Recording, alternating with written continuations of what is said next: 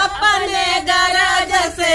अब तो नहीं न लड़के राजा सरे मरद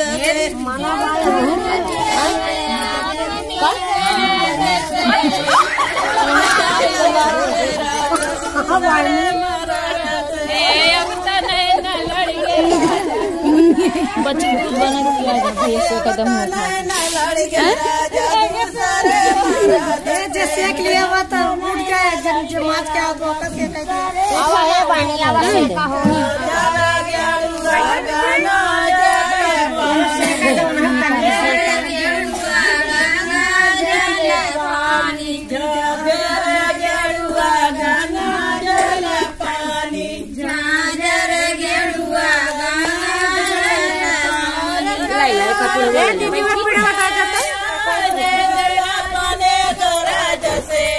अब तो नहीं न लड़के राजा दूसरे मरद से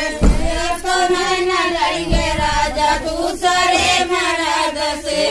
अब तो नहीं न लड़के राजा दूसरे मरद से तो नहीं न लड़के राजा दूसरे मरद से लौंगा इलायची कह